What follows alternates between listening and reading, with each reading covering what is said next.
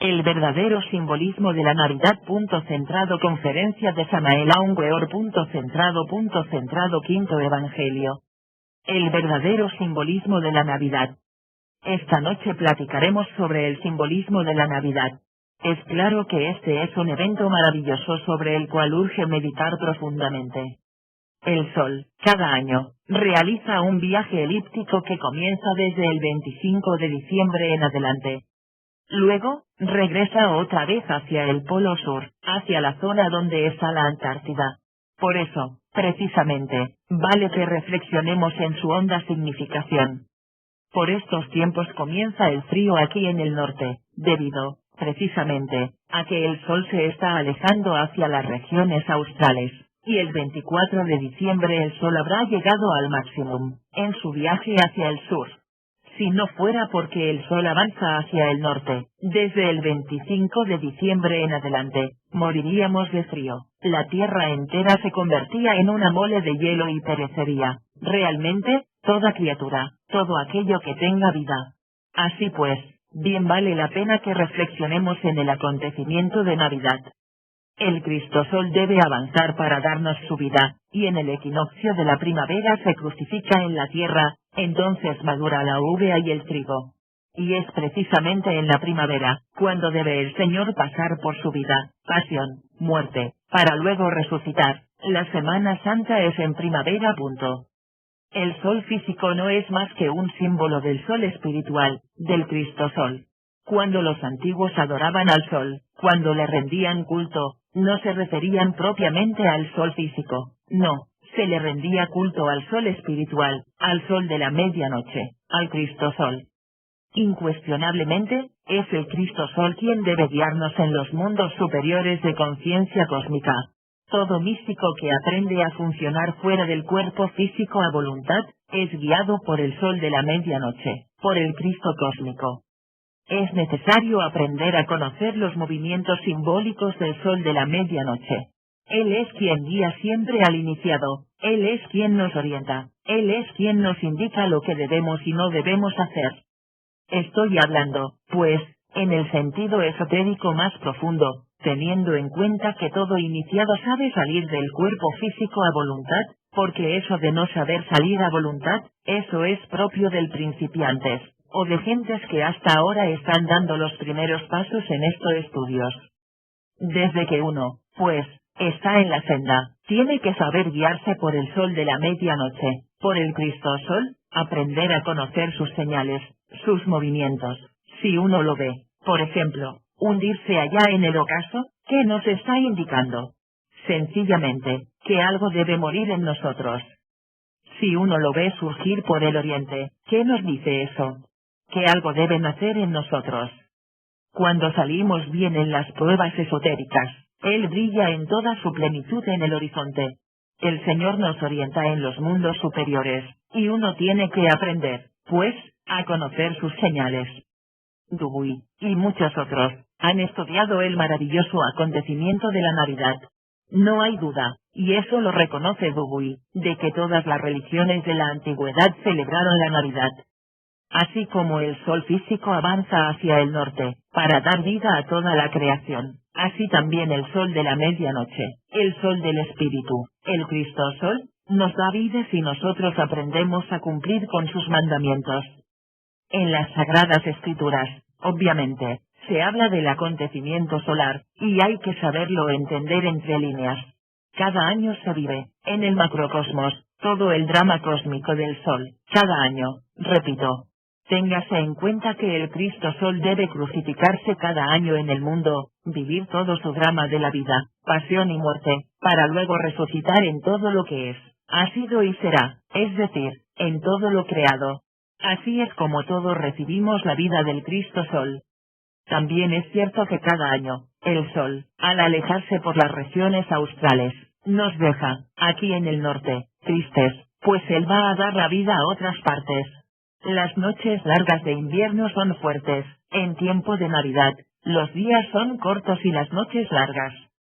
Vamos reflexionando en todo esto, y conviene que entendamos lo que es, ciertamente, el drama cósmico. se hace necesario que en nosotros también nazca el Cristo Sol, Él debe nacer en nosotros.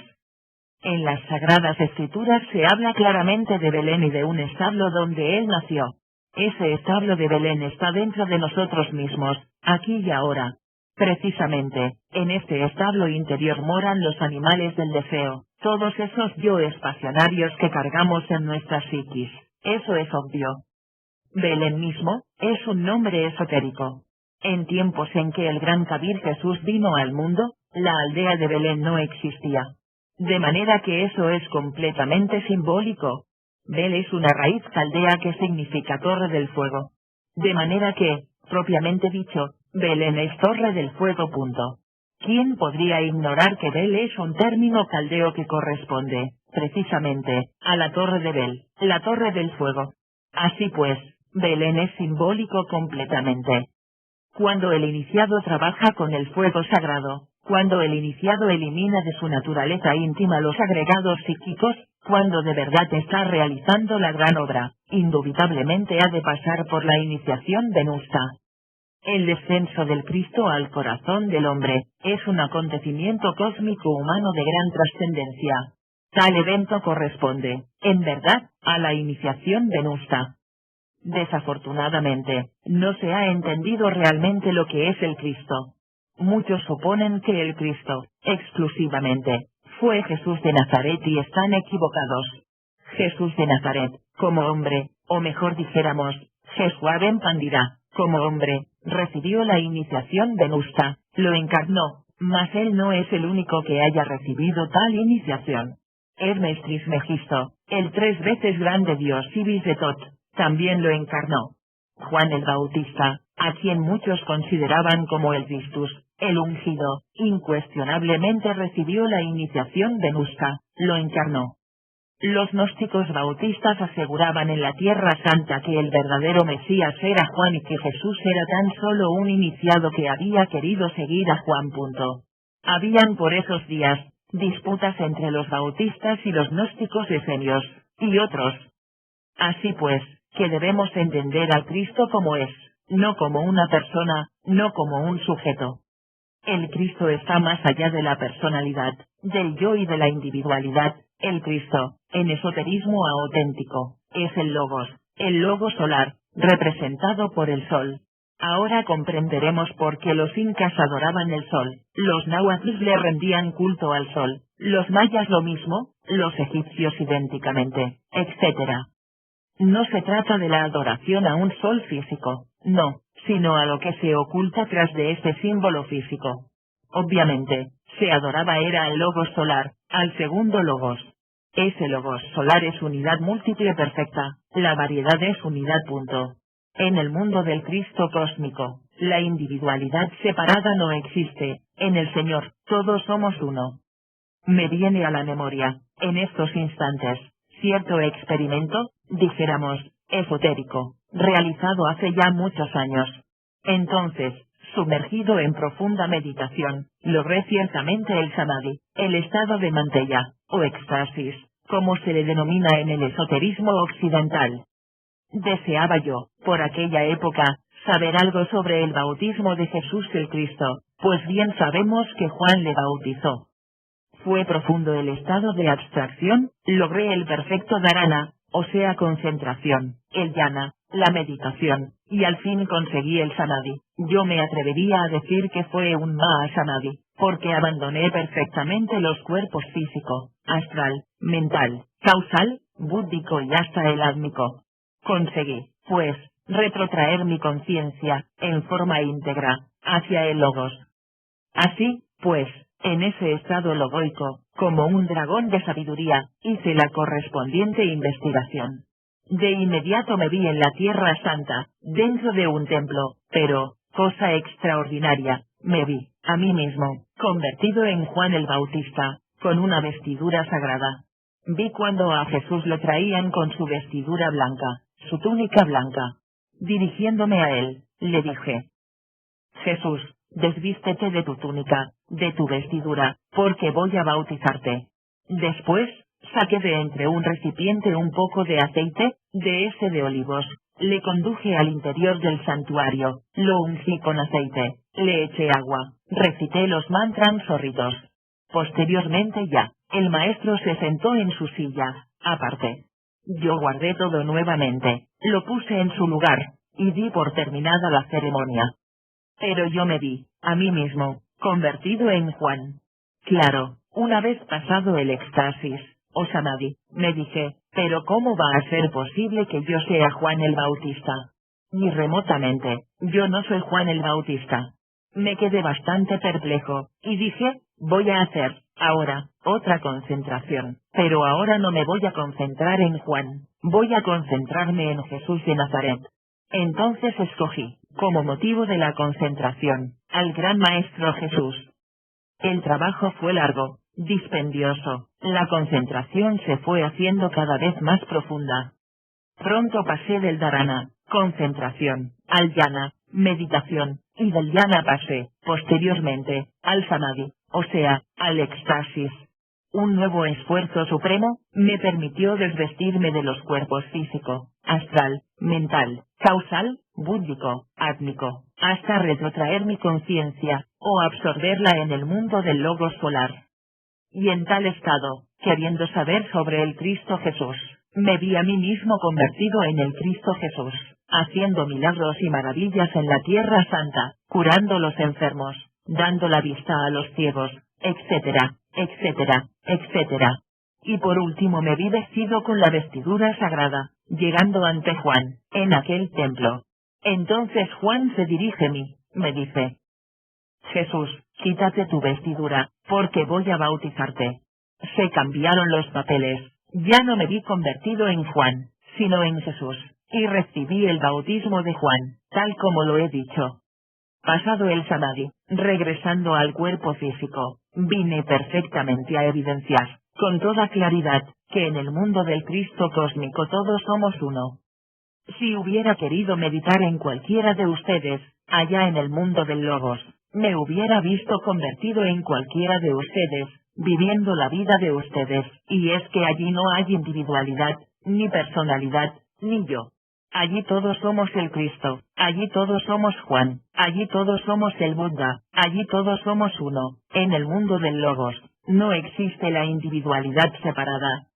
El Logos es unidad múltiple perfecta, es una energía que bulle y palpita en todo lo creado, que subyace en el fondo de todo átomo, de todo electrón, de todo protón, se expresa vivamente a través de cualquier hombre que esté debidamente preparado. Bien, he hecho esta aclaración síntesis con el objeto de especificar mejor el acontecimiento de Belén. Cuando un hombre está debidamente preparado, pasa por la iniciación venusta, pero debe estar debidamente preparado, aclaró, y en la iniciación venusta consigue la encarnación del Cristo cósmico, en sí mismo, dentro de su propia naturaleza. Inútilmente habría nacido Jesús en Belén, si no naciera en nuestro corazón también. Inútilmente habría muerto y resucitado en la Tierra Santa, si no muere y resucita en nosotros también. Esa es la naturaleza del Salvator Salvandus.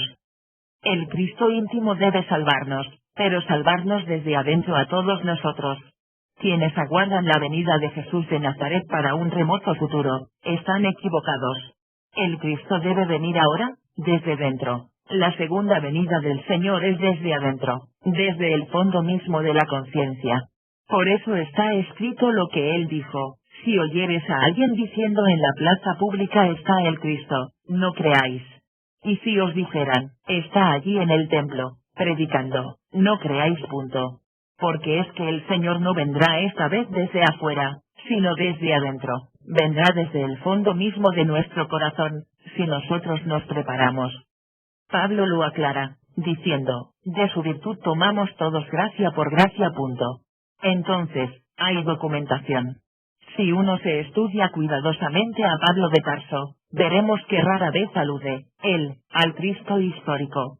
Cada vez que Pablo de Tarso habla sobre Jesucristo, se refiere al Jesucristo interior, al Jesucristo íntimo, que debe surgir desde en el fondo de nuestro espíritu, de nuestra alma.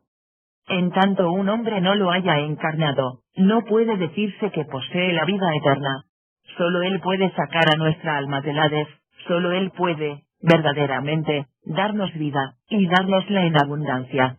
Así pues, debemos ser menos dogmáticos y aprender a pensar en el Cristo íntimo. Eso es grandioso. Todo el simbolismo relacionado con el nacimiento de Jesús es alquimista y cabalista. Se dice que 3 reyes magos vinieron a adorarle, guiados por una estrella. Ese pedazo no se podría entender, francamente, si no se supiera alquimia, porque es alquimista. ¿Cuál es esa estrella, y cuáles son esos reyes magos? Yo le digo a ustedes que esa estrella no es otra que la del sello de Salomón, la estrella de 6 puntas, símbolo del logos polar. Obviamente, el triángulo superior representa el azufre, es decir, el fuego. Y el inferior, que representa en alquimia, el mercurio, el agua. Pero, ¿a qué clase de agua se refieren los alquimistas? Dicen ellos, al agua que no moja, al número radical metálico, en otros términos, al exoea y al esperma sagrado. Indubitablemente, mediante la transmutación de las secreciones sexuales se elabora esa agua extraordinaria, las aguas puras de Habita, el mercurio de la filosofía secreta. Bien vale la pena que nosotros meditemos en el sello de Salomón. Ahí tienen ustedes el triángulo superior, representación vívida del azufre, y el inferior, representación vívida del mercurio. Quiere decir que el fuego sagrado, el fuego del Espíritu Santo, debe, en nosotros, fecundar a la materia caótica, para que surja la vida, debe fecundar al mercurio de la filosofía secreta. Indubitablemente, resulta un poco difícil entender la cuestión de la estrella de Belén, si no apelamos al sello de Salomón y a la alquimia. Repito, el mercurio es el alma metálica del esperma sagrado, el azufre es el fuego sagrado del kundalini en el ser humano. Entendido eso, podemos aclarar algo más. Debe el azufre fecundar al mercurio, porque con el mercurio, fecundado por el azufre, podemos fabricar los cuerpos existenciales superiores del ser. De manera que si no entendiéramos esto, no entenderíamos tampoco el sello de Salomón ni la estrella, pues, que apareció a los Reyes Magos. Aquí tenemos, para mejor explicación, los 3 mercurios.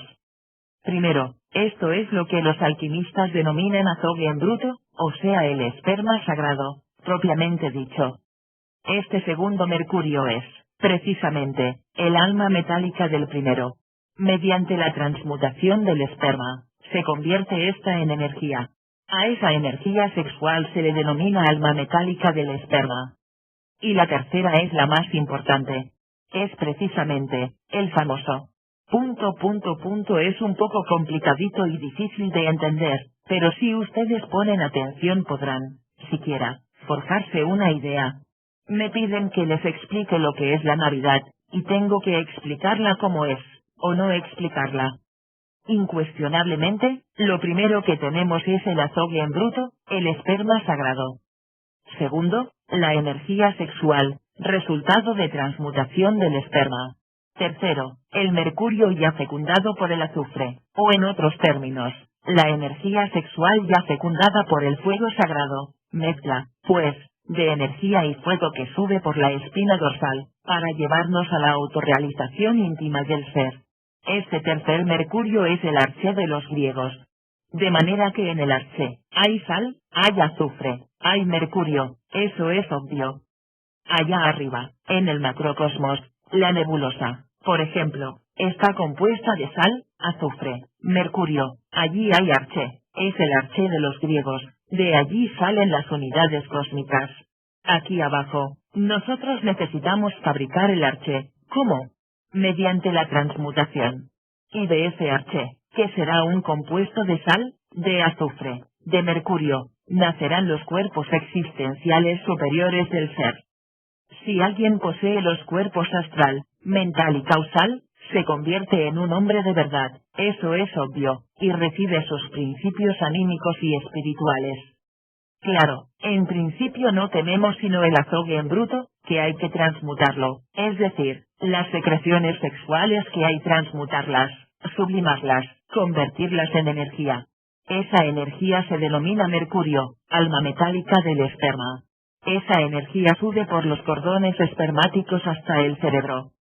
Posteriormente, esa energía une sus polos positivo y negativo en el coxis, cerca del triveni, y entonces surge el fuego.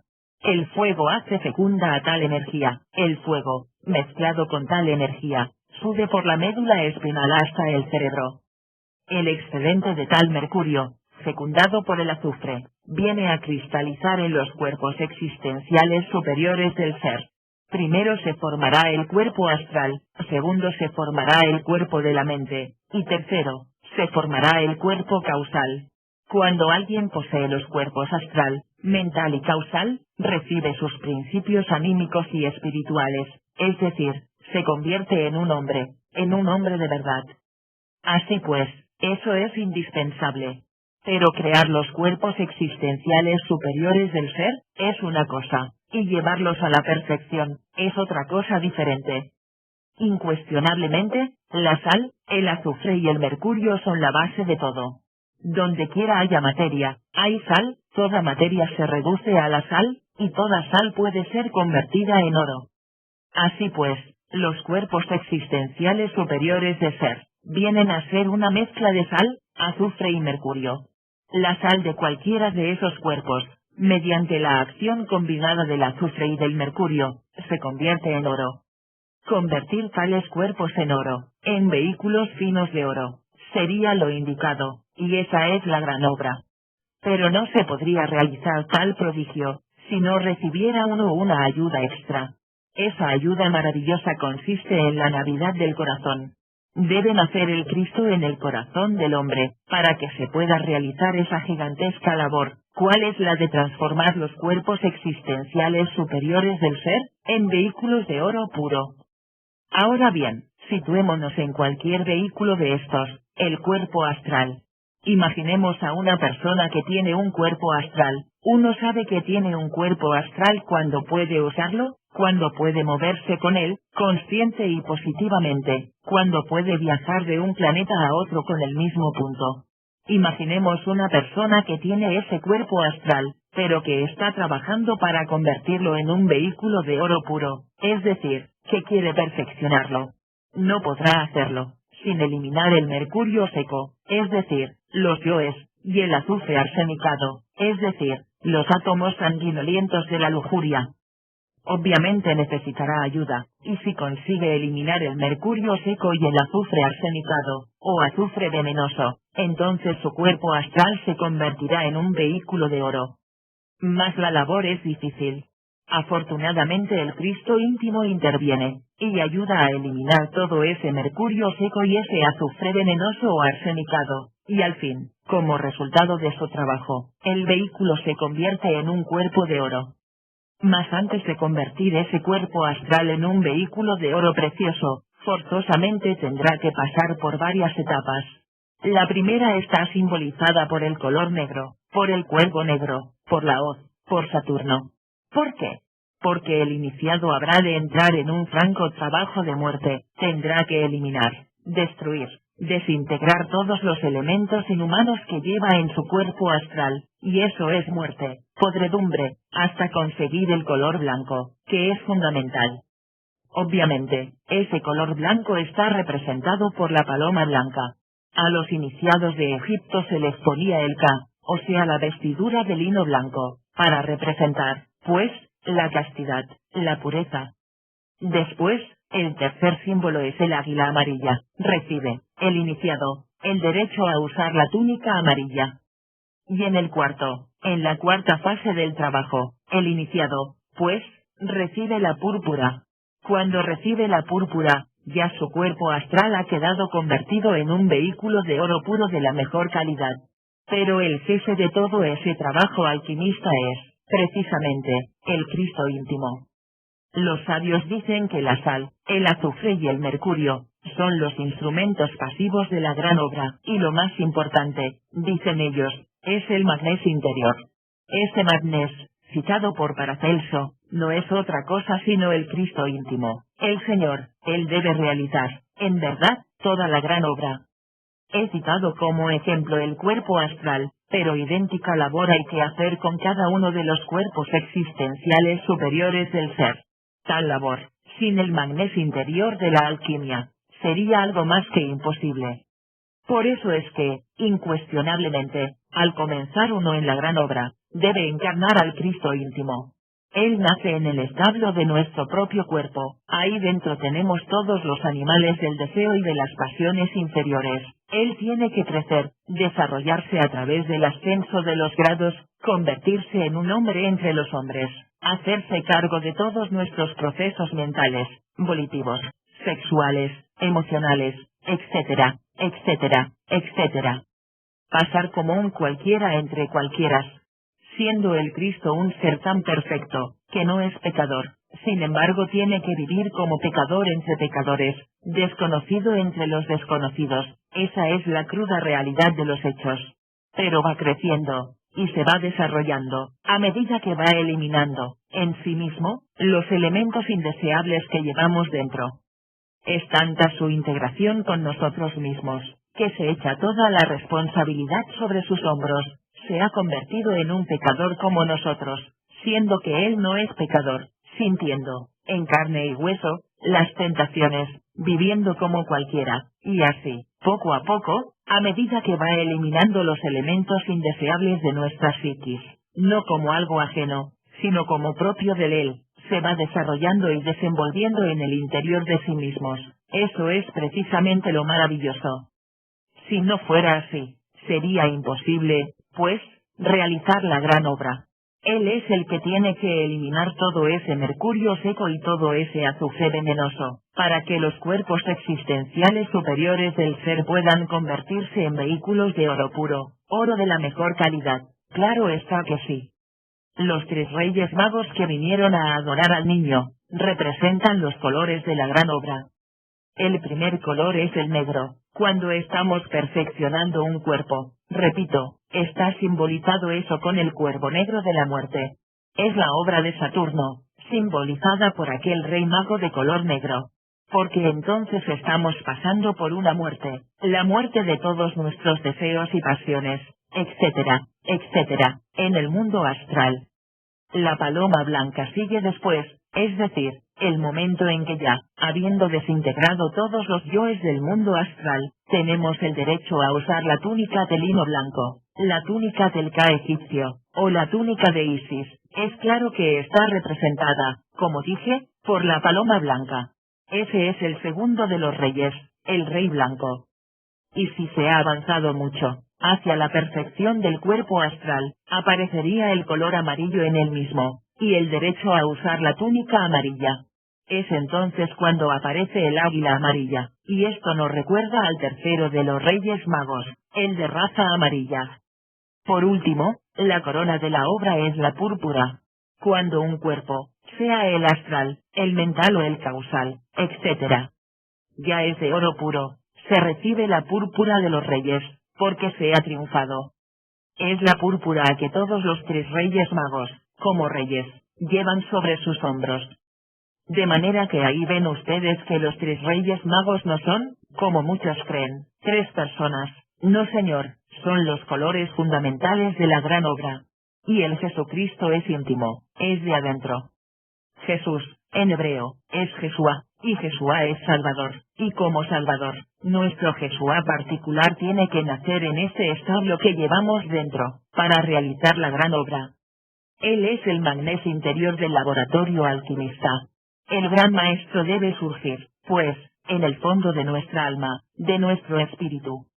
Lo más duro, pues, para el Cristo íntimo, cuando ha nacido en el corazón del hombre, es precisamente eso del drama cósmico, su vía crucis.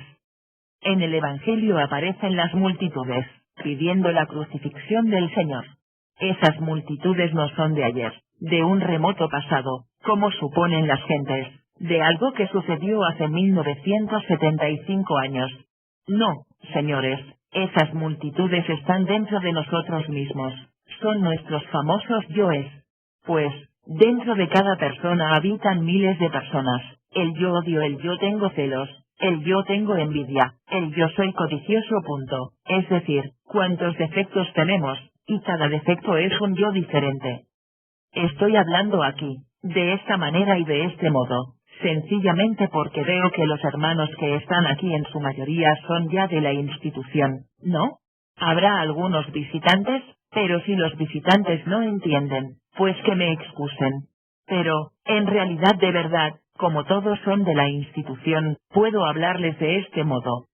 Es claro que esas multitudes interiores que tenemos, que son nuestros famosos yoes, son los que gritan, crucifixia, crucifixia. Punto. Y en cuanto a los tres traidores, ya sabemos que en el Evangelio crístico son Judas, Pilatos y Caifás. ¿Quién es Judas? El demonio del deseo. ¿Quién es Pilatos? El demonio de la mente. ¿Quién es Caifás? El demonio de la mala voluntad. Pero hay que aclarar un poquito, hay que especificar esto para que se vaya entendiendo. Judas, el demonio del deseo, cambia al Cristo íntimo por 30 monedas de plata. 3 más 0 igual 3. Esa es la adición cabalística. Es decir, lo cambia por cosas materiales, por la moneda, por los licores, por el lujo, por los placeres animales, etcétera, etcétera, etcétera, lo vende. Y en cuanto a Pilatos, es el demonio de la mente. Ese siempre se lava las manos, nunca tiene la culpa, jamás, para todo encuentra una evasiva, una justificación, jamás se siente culpable. Realmente, todo defecto psicológico que nosotros poseemos en nuestro interior, vivimos siempre justificándolo, jamás nos creemos culpables. Hay personas que me lo han dicho a mí, Señor, yo creo que soy una persona, pues, buena. Yo no mato, yo no robo, yo soy caritativo, yo no soy envidioso, es decir, un dechado de virtudes, perfectos, según ellos. Ni modo, digo yo, ante tanta perfección, Godye. Punto. De manera que miremos las cosas como son, en su crudo realismo. Ese Pilato siempre se lava las manos, nunca se considera culpable. Y en cuanto a Caifás, yo francamente considero que es el más perverso de todos. Piensen ustedes en lo que es Caifás.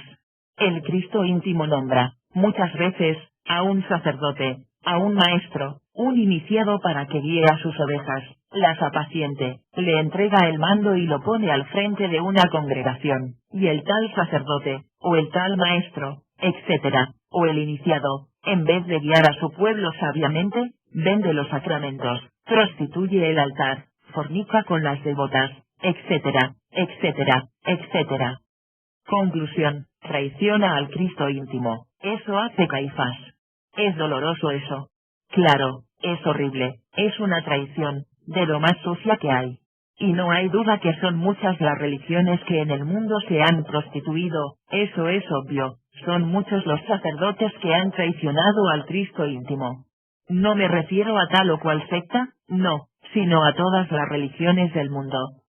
Es posible, pues, que grupos esotéricos dirigidos por verdaderos iniciados han sido, estos iniciados, muchas veces traidores, han traicionado al Cristo íntimo, y todo esto es doloroso, infinitamente doloroso. Caifás, pues, es de lo más sucio que hay. Estos tres traidores llevan al Cristo íntimo, pues, al suplicio.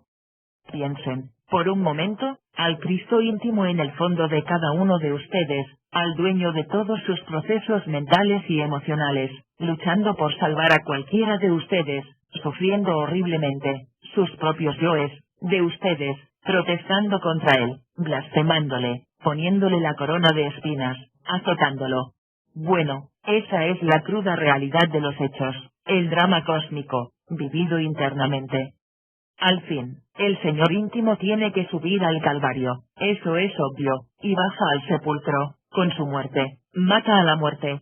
Es lo último que él hace. Posteriormente, resucita en el iniciado y el iniciado resucita en él, entonces la gran obra se ha realizado, consummatum est. Así han surgido, a través de los siglos, maestros resurrectos. Pensemos en un Hermes Trismegisto, pensemos en un Moria, gran maestro de la fuerza, del Tíbet, pensemos en el conde Cagliostro, quien todavía vive, o en San Germain, que en el año 1939 visitara Europa otra vez. Este San Germain trabajó activamente, durante los siglos III, VI, VI, etc., y sin embargo, físicamente sigue existiendo, es un maestro resurrecto. ¿Por qué son resurrectos esos maestros? Porque gracias al Cristo íntimo, lograron ellos la resurrección. De manera que sin el Cristo íntimo, la resurrección no sería posible. Aquellos que suponen que por el solo hecho de morirse físicamente una persona, ya tiene derecho a la resurrección de los muertos, pues, en verdad son gentes dignas de compasión, y no solamente ignoran, hablando esta vez en el estilo socrático, sino lo que es peor, ignoran que ignoran punto. La resurrección es algo que hay que trabajarla, y trabajarla aquí y ahora. Y hay que resucitar así, en carne y hueso, y a lo vivo. La inmortalidad hay que conseguirla ahora mismo, personalmente. Esa es la forma como se debe considerar, pues, el misterio crístico. Todo el drama cósmico, en sí mismo, es extraordinario, maravilloso, y se inicia en verdad con la Navidad del corazón. Lo que continúa después, en relación con el drama, es formidable, que tiene que huir a Egipto, que Herodes manda matar todos los niños, y él tiene que huir, todo eso simbólico, completamente simbólico. Se dice que Jesús, que José, que María, por ahí en un evangelio apócrifo, hubieron de huir a Egipto, y que entonces permanecieron varios días viviendo debajo de una higuera, y que de esa higuera salía un manantial de agua purísima. Todo eso hay que entenderlo. Esa higuera representa siempre al sexo, que se alimentaban de los frutos de esa higuera. Son los frutos del árbol de la ciencia del bien y del mal. El agua que corría, purísima, que salía de esa higuera. Es nada menos que el mercurio de la filosofía secreta, hasta del degollamiento de los inocentes. Mucho se ha escrito mucho sobre eso. Nicolás Flamel dejó grabado, pues, en las puertas allá, del cementerio de París, escena sobre el degollamiento de los inocentes. Pero, ¿qué es esto del degollamiento de los inocentes? Simbólico también, y alquimista. Todo iniciado tiene que pasar por el degollamiento. Pero, ¿qué es lo que tiene que degollar, en uno, el Cristo íntimo? Pues, sencillamente, debe degollar el ego, el yo, el sí mismo. Y la sangre esa, que emana pues del degollamiento, es el fuego sagrado, con el que tiene el iniciado que purificarse, limpiarse, blanquearse. Todo eso es esotérico, en gran manera, nada de eso se puede tomar a la letra muerta. Luego vienen los fenómenos milagrosos del gran maestro, que caminaba sobre las aguas. Sí, sobre las aguas de la vida tiene que caminar siempre el Cristo íntimo, abrir la vista de los que no ven, predicando la palabra, para que vean la luz, abrirle los oídos a los que no tienen oídos, para que escuchen la palabra. Cuando el Señor ha crecido en el iniciado, tiene que tomar la palabra y explicarles a otros lo que es el camino, limpiar a los leprosos. Todo el mundo está leproso, todo el mundo, no hay nadie que no esté leproso. Esa lepra es el ego, el yo pluralizado. Esa es la epidemia que todo el mundo lleva adentro, la lepra de la cual debemos ser limpios. Todos están paralíticos, no caminan todavía por la senda de la autorrealización. Es que el Hijo del Hombre debe, pues, sanar a los paralíticos, para que éstos echen a andar, rumbo hacia la montaña del ser. Hay que entender el Evangelio en una forma más íntima, más profunda. Eso no corresponde a un remoto pasado, eso es para vivirlo dentro de nosotros mismos, aquí y ahora. Si nosotros vamos empezando a madurar un poquito, sabremos apreciar mejor el mensaje que el gran Kabir Jesús trajo a la tierra. En todo caso, necesitamos pasar por 3 purificaciones, a base de hierro y fuego. Los 3 clavos de la cruz significan eso, y la palabra INRI dice demasiado. Ya sabemos que INRI, esotéricamente, es el fuego. Necesitamos pasar por las 3 purificaciones, a base de hierro y fuego, antes de conseguir la resurrección. De lo contrario, no sería posible lograr la resurrección. El que resucita, se transforma radicalmente, se convierte en un dios hombre, en un hierofante de la talla de un Buda, o de un Hermes, o de un Quetzalcóatl, etc. Pero hay que hacer la gran obra. Realmente, no se podrían entender los 4 evangelios, si uno no estudia la alquimia y la cábala, porque son alquimistas y cabalistas, eso es obvio. Los judíos tienen 3 libros sagrados. El primero es el cuerpo de la doctrina, es decir, la Biblia. El segundo es el alma de la doctrina, el Talmud, donde está, pues, el alma nacional judía, y el tercero es el espíritu de la doctrina, el Zohar, donde está toda la cábala de los rabinos. La Biblia, el cuerpo de la doctrina, está en clave. Si queremos nosotros estudiar Biblia compaginando versículos, procedemos en forma ignorante, empírica y absurda. Prueba de eso es que todas las sectas muertas que se han nutrido, hasta la fecha actual, con la Biblia interpretada en forma empírica, no han podido ponerse de acuerdo. Si existen miles de sectas basadas en la Biblia, quiere decir que ninguna la ha comprendido. Están allí las claves para interpretación del primer texto. Solo con el tercer libro, que es el del Zohar, escrito por Simeón ben Jochai, el gran rabino iluminado, hallamos la clave para interpretar la Biblia. Entonces es necesario abrir, pues, el Zohar. Y si queremos saber algo sobre el Cristo, sobre el Hijo del Hombre, debemos estudiar el árbol de la vida. ¿Cómo podríamos saber algo sobre el Hijo del Hombre, si no estudiamos el árbol de la vida en el Zohar? Pues, no es posible. Cuando uno estudia el árbol de la vida, tiene que ahondar en los 10 sefirotes de la cábala hebraica. Esta vez voy a hablar yo de los 10 sefirotes, no de arriba hacia abajo, sino a enfocarlos de abajo para arriba, como me decía en cierta ocasión a mí el conde Saint Germain. Ahora nos toca a nosotros, en estos tiempos, trabajar de abajo para arriba. Y es verdad, no nos queda más remedio, porque la humanidad está demasiado materializada. De manera que voy a empezar a hablarles a ustedes sobre el árbol de la vida, desde abajo para arriba, no de arriba para abajo. El primer sefirot, pues es Malkut. Pero este Malkut, propiamente dicho, es el mundo físico, en que nosotros vivimos, el mundo tridimensional de Euclides, eso es obvio.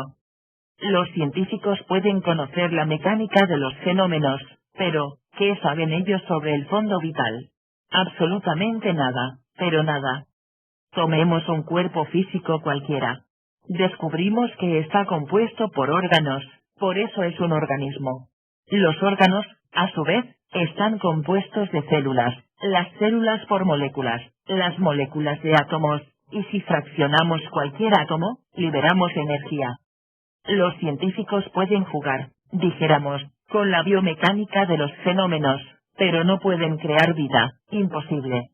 Si nosotros ponemos, sobre la mesa de un laboratorio, las sustancias químicas con las que están compuestos los gametos masculino y femenino, es decir, zoospermos y óvulos, y les decimos a los científicos que fabriquen tales gametos, no niego que puedan hacerlos, fabricarlos, es posible que con poderosos microscopios, los hagan, pero lo que sí estamos absolutamente seguros, es de que jamás van ellos, con esos gametos artificiales, a crear un organismo humano.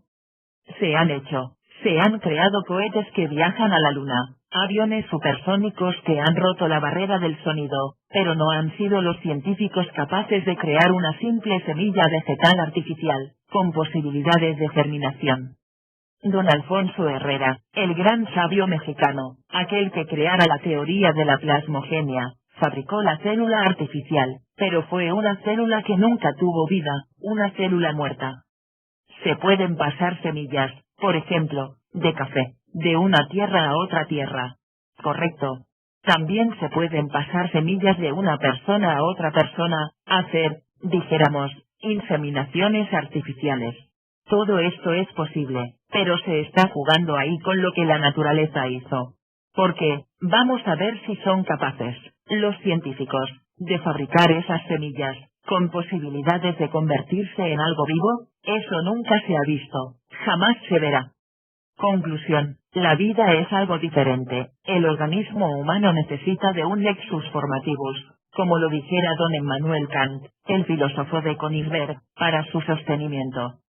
Ese tal nexus formativus es el cuerpo vital o linga sarira de los indostanes, el asiento vital de la célula viva, el yesod de la cábala hebraica. así como nuestro cuerpo físico tiene, para su mantenimiento, su sostenimiento, su conservación, su cuerpo vital, así también lo tienen las plantas y cualquier organismo que tenga vida, y en general, lo tiene todo el planeta Tierra. De manera que todo el mundo terráqueo tiene su propia vitalidad, su fundamento vital, su yesod. En ese yesod del mundo terráqueo, está la vida de nuestro mundo. Ahondando un poquito más, podríamos citar nosotros la cuestión de la quinta coordenada. Obviamente, más allá del mundo vital existe el mundo astral. En el mundo astral viven los desencarnados, después de que abandonan el cuerpo físico. En el mundo astral encontramos a las columnas de ángeles y de demonios. El mago puede aprender a trabajar en el mundo astral, si esa es su voluntad. Nosotros enseñamos sistemas, mediante los cuales es posible entrar en el mundo astral a voluntad. Ese mundo astral es, precisamente, el od cabalístico. Más allá del mundo astral, encontramos el mundo de la mente cósmica, el famoso Netzach de los hebreos. La Tierra tiene su mente, la mente cósmica, o la mente planetaria, está en todo lo que es, ha sido y será. Nuestra propia mente es una fracción de la mente planetaria, eso es obvio. Que a esa mente planetaria o mundo mental, se le denomine Netzach, nada tiene de raro, es cuestión de nombre, pero el mundo de la mente ha sido ampliamente estudiado por todas las escuelas de regeneración. Continuando, pues, en este análisis del árbol de la vida, entramos en el mundo de las causas naturales, el mundo causal. Obviamente, el mundo causal es realmente el templo de la fraternidad de la luz interior, no levantado jamás por manos humanas. En el mundo causal, encontramos nosotros las distintas corrientes de causación cósmica, todo efecto tiene su causa, y toda causa su efecto, toda causa se transforma en efecto y el efecto, a su vez, se convierte en causa de un nuevo efecto. Así pues, las causas y los efectos están debidamente encadenados. En el mundo casual, propiamente dicho, está ese principio del hombre conocido como alma humana, se le ha denominado Tiferet, y esto es bastante interesante. El alma humana, en sí, es masculina, el alma espiritual es femenina. Pero en el mundo de Tiferet encontramos al alma humana, lo que tenemos de humano. Cuando el Cristo viene a darnos ayuda, el Cristo íntimo, obviamente habrá, pues, de surgir en nosotros desde Tiferet, es decir, en el mundo causal, puesto que en el mundo causal están las causas de nuestros errores y Él tiene que eliminar las causas de nuestros errores. Para que el Cristo cósmico pueda nacer en nosotros, se necesita que se humanice, pues Él es una fuerza cósmica, universal, latente en todo átomo del infinito. Pero para que se humanice, ha de penetrar en el vientre de la divina Madre Kundalini. Es decir, ¿cómo podría entenderse esto? Dentro de nosotros está nuestro Padre que está en secreto, también está nuestra divina Madre Kundalini. Al desdoblarse, pues, el eterno masculino divino, en el eterno femenino, surge la Madre Divina. Ella recibe en su vientre al Logos, cuando él desciende desde su elevada esfera, y nace de ella. Por eso se dice de ella que es virgen antes del parto, en el parto y después del parto. Y es de ella que debe nacer ese niño Jesús, ese Jesucristo íntimo, o Jesúa particular que ha de venir a salvarnos. Él surge, pues, en el alma humana. Cuando alguien recibe la iniciación de Tiferet, él viene pues a expresarse en el alma humana, en el mundo causal. Surge de hecho, desde allí, para poder eliminar las causas de los errores, que están allí. Mucho más allá del mundo de Tiferet, o mundo de las causas naturales, está Gedura, que es el mundo, dijéramos, del alma espiritual. En budismo riguroso, se le llamaría el mundo búdico o intuicional, también se le llama, pues, el mundo del alma espíritu. ¿Qué es, pues, el Buddhi? En el Buddhi está nuestra alma espíritu, la Valquiria, la reina de los Ginas, Ginebra, aquella que a Lanzarote escanciara el vino, entre las copas iniciáticas de Sukra y de Manti. Recordemos nosotros al Dante, cuando habla de las dos almas, de la que trabaja, y esa otra que se contempla en un espejo, y que brilla, y todo punto. De manera que son dos almas, la una, masculina, y la otra, femenina. A Geburá también se le denomina el mundo del rigor, de la ley, de la justicia. Mucho más allá de ese Sefirot, encontramos pues al séptimo de los Sefirots, es Gedula. Se le dice también Chesed. Este Chesed es el mundo del íntimo, el mundo de Atman, el inefable. El testamento de la sabiduría antigua dice, antes de que la falsa aurora apareciera sobre la tierra, aquellos que sobrevivieron al huracán y a la tormenta alabaron al íntimo, y a ellos se les aparecieron los heraldos de la aurora. El íntimo es Atman, el inefable, Chesed. Así, pues, estos 7 sefirot son, dijéramos, la manifestación. Mucho más allá de estos 7 sefirots inferiores, vienen los sefirots superiores. Binah. ¿Pero qué es Binah? Binah es el Espíritu Santo, sí, el Espíritu Santo en cada uno de nos. El mundo del Espíritu Santo es formidable, maravilloso, extraordinario. Y más allá del mundo del Espíritu Santo, está el mundo de Chokmah, o sea, el mundo del Logos, del Cristo cósmico, y muchísimo más allá está el mundo de Keter, o sea, el mundo del Anciano de los Días, nuestro Padre que está en secreto. Cada uno de nosotros tiene su Padre particular, individual. Hay tantos padres dentro del cielo, cuanta gente en la tierra, y aún más. Cada uno de nosotros tiene el suyo. Obviamente, nadie será capaz de ver al Padre, ni de platicarle cara a cara, sin morir. Es decir, primero tiene que morir el ego, no el cuerpo, sino el ego, para tener luego la dicha de ver al Padre y de platicar con él debidamente. De lo contrario, no sería posible. O por lo menos, si no ha alcanzado todavía, el iniciado, a morir totalmente, por lo menos debe haber muerto siquiera en un 90%, para poder tener la dicha de ver al Padre y de platicar con él, cara a cara, personalmente. Él es la bondad de las bondades, lo oculto de lo oculto, la misericordia de las misericordias. Así, pues, este es el árbol de la vida, los 10 sefirotes de la cábala hebraica. El Hijo del Hombre está en el Sefirot Tiferet, ahí es donde está el Hijo del Hombre. Si miramos a Tiferet, vemos que es el quinto de los sefirots, es decir, está entre la mitad de los sefirots, de los arriba y de los de abajo. Él tiene, como Hijo del Hombre que es, en el alma humana tendrá que expresarse, y tendrá que reunir a los sefirotes de abajo y a los de arriba, integrarlos en sí mismo para transformarse realmente en el Adán Catmón, es decir, en el Adán celeste, en el Adán solar. Cuando eso se haga estaremos perfectos, convertidos en dioses terriblemente divinos, más allá del bien y del mal.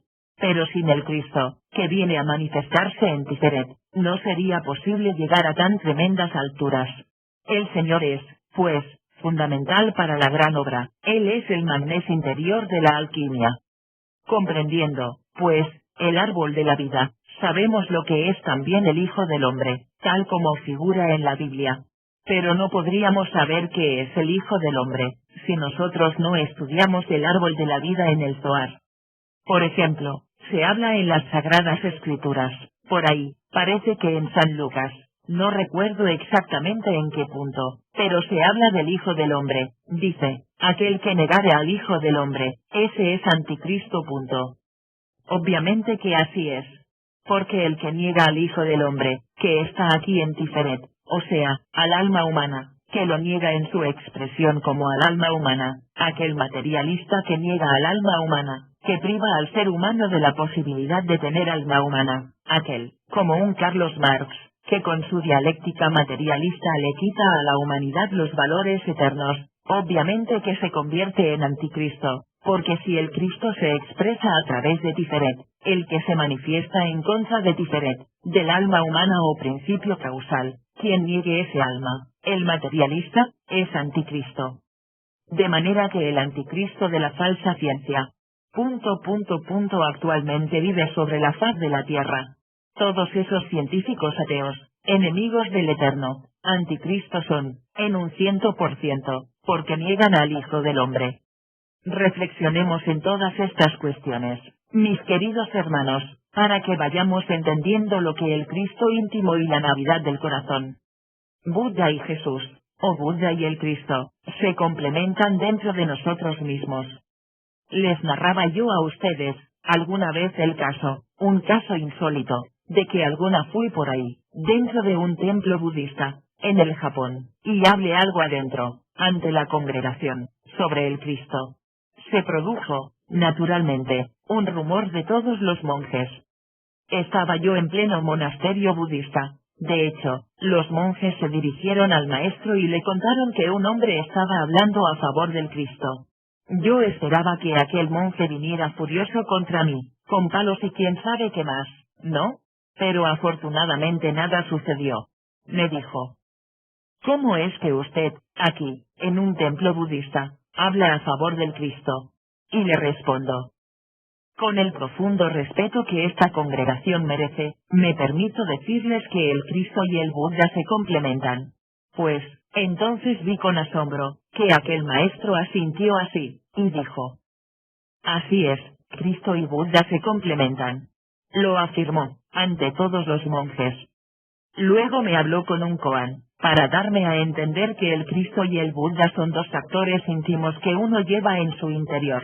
Hizo traer un hilo, con el cual me ligó, primero, el dedo pulgar derecho, y después, el dedo pulgar izquierdo. Yo entendí el koan, porque estoy acostumbrado a la dialéctica de la conciencia. Quiso decirme, con eso, que Cristo y Buda están ligados dentro de nosotros mismos, son dos aspectos de nuestro mismo ser. Y esto se los puedo a ustedes explicar, mejor dicho, explicar a la luz, precisamente, del árbol de la vida. El Buda, naturalmente, está formado por estos dos principios, Chesed y Gebura. En lenguaje rigurosamente filosófico, diríamos, Atman Buddhi, ese es el Buda interior. Y en cuanto al Cristo, veámoslo aquí, en Chokma. En fin, de manera que el Cristo, a través de Vina, que es el sexo, viene a quedar conectado con el Buda, que es Chesed Gebura, parte de nuestro propio ser, Cristo y Buda. Entonces, el porvenir esotérico y religioso de la humanidad del mañana, tendrá, indudablemente, lo mejor del esoterismo crístico y lo mejor del esoterismo budista, es decir, el esoterismo budista y el esoterismo crístico tienen que integrarse, fusionarse, son dos partes de nuestro propio ser. Gautama, el Buda Sakyamuni, vino a enseñarnos, realmente la doctrina de Chesed y Gebura, es decir, la doctrina del íntimo, la doctrina del Buda interior. Y en cuanto a Jesuaden Pandira, vino a enseñarnos la doctrina del Cristo. Chokma es el Cristo, vino a enseñarnos la doctrina del alma humana, la doctrina de Tiferet, la doctrina del Cristo íntimo, la doctrina del Restos íntimo. Gautama nos trajo la doctrina del Buda íntimo, y Jesús de Nazaret nos trajo la doctrina del Cristo íntimo. Cada uno de ellos trajo algún mensaje de nuestro propio ser. Así pues, Cristo y Buda se complementan, están dentro de nosotros mismos, eso es obvio. Entendidas estas cuestiones, mis queridos hermanos, bien vale la pena, pues, trabajar por llegar algún día, a recibir la iniciación de Nusta, es decir, la iniciación de Tiferet, la Navidad del corazón.